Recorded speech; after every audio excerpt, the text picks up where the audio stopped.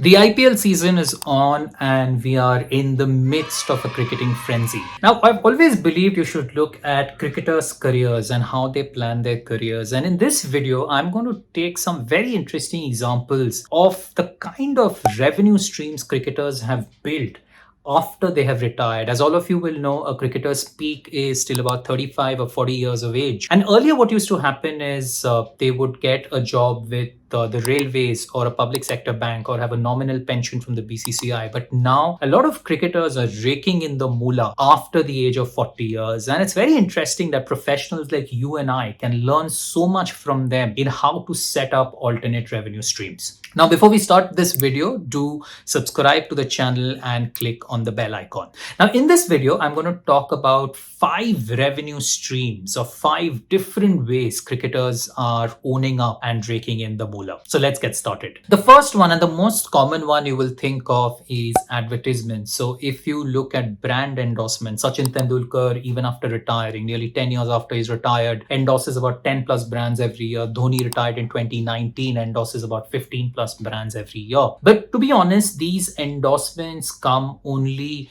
to a really big brand, whether it's Tendulkar or whether it's Dhoni. A lot of cricketers who are not in that league don't get these endorsements once they retire. So what do?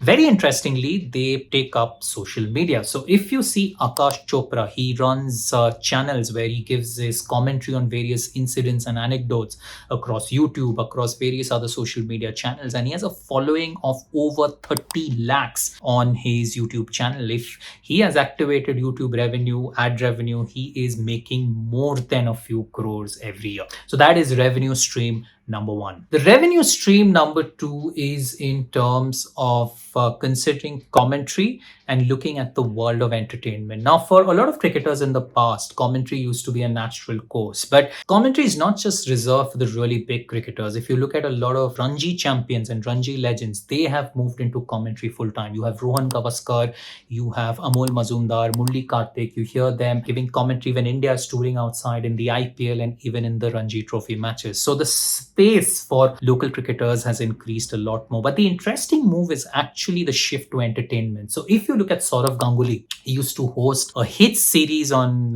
Bengali TV called Dadagiri, which was one of the highest TRP game show reality TVs that he used to have. If you look at Srishant, the pacer from Kerala, he was on Big Boss season 12, and he was the runner-up in this episode. There have been cricketers in the past who've entered many reality singing, dancing shows and have done extremely well. So this is the second revenue stream in which they are pursuing commentary or looking at the world of entertainment.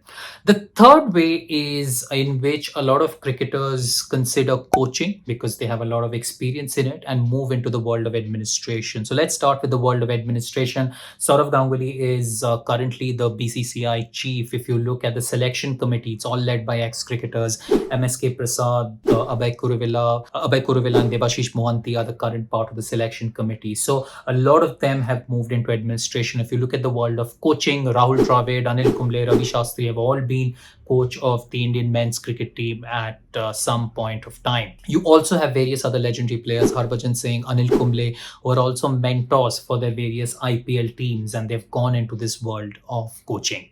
The fourth interesting way is a lot of legendary cricketers after retiring have become investors. So for instance, Virender Sehwag has his own school, Sehwag International School. He also has his own cricket academy. Yuvraj Singh started his own venture called UV Can Ventures in 2015, and he has investments in a lot of startups. He's invested in Healthians, he's invested in Easy Diner, which is an online reservation company. He has an invest in a fintech startup. He has an invested in a healthcare startup, and he has an investment in many areas. So the fourth big revenue stream is where ex-cricketers or legendary cricketers are actually becoming investors and investing in many businesses. The fifth is a very interesting choice where they're actually doing something very different from the world of cricket. So let me give you a few examples. Gautam Gambhir has entered the world of politics. He is currently a member of parliament from East Delhi. If you look at Saurav Ganguly, his name was always rumored to be a candidate